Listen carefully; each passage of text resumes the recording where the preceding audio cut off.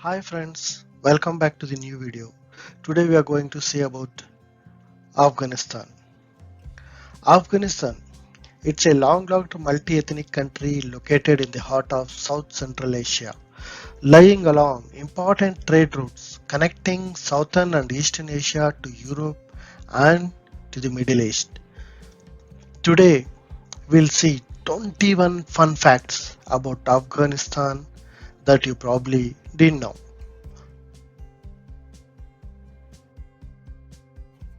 The Islamic Republic of Afghanistan has a game that is many centuries old. The game we are talking about is called Bukashi.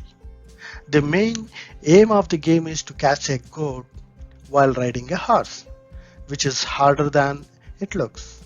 The game that is played in the teams can be called one of the traditions that was passed to younger generation from their ancestors.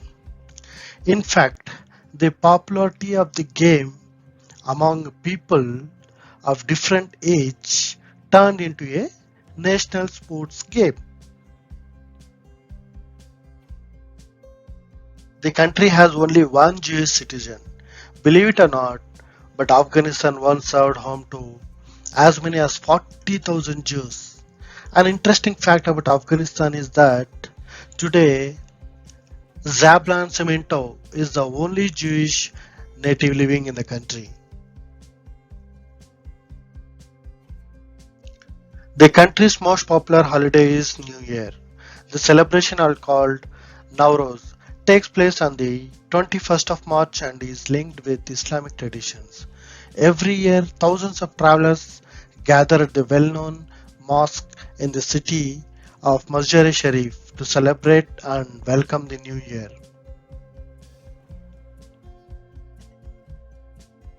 Afghanistan has two official languages. The first one, Dari, and the second one, Pashto. The family has the most important role in the life of Afghans. According to the traditions, men are responsible for providing the money while women should take care of the home and their families. Afghan bride hammers a nail on the doorway of the groom's house. The tradition is believed to make the bond between the bride and her new family stronger. The native shake hands in order to greet each other, while handshake is the most common way of greeting. Some people prefer showing the respect to the person they met by placing their hand on the heart and nodding slightly. Before the rise of Taliban, Afghanistan was not so conservative country. Women could dress freely, were allowed to study. There were even Afghan girls and boys scouts. Poetry is an integral part of Afghan's culture. In a city called Herat, men, women, and children gather to share poems and listen to traditional Herati music on Thursday. Arnold Schwarzenegger is widely adulated by young men across the country. Walls of many bodybuilding centers are put up with posters of the muscle man.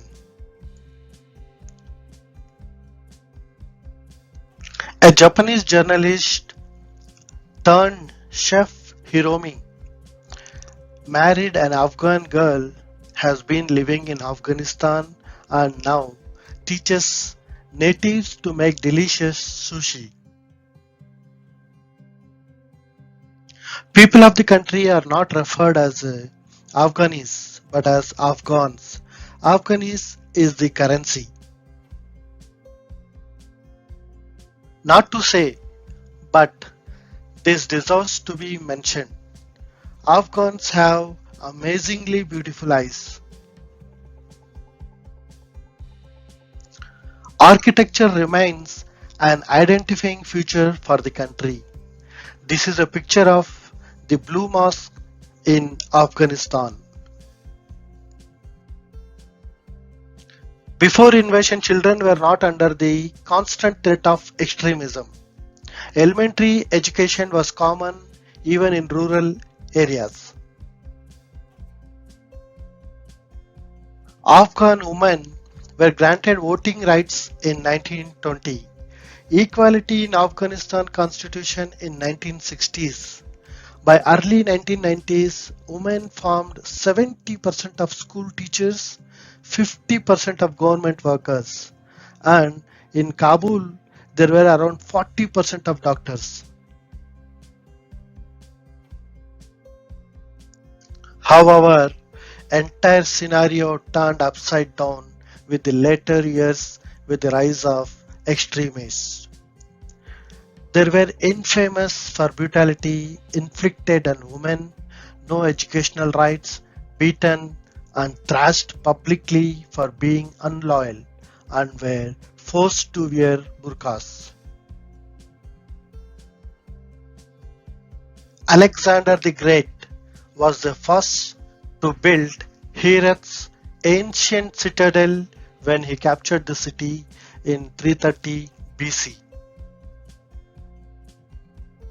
The world's first oil paintings were drawn not in Renaissance Europe but in the caves of Bamiyan in the central highlands of Afghanistan around 650 BC.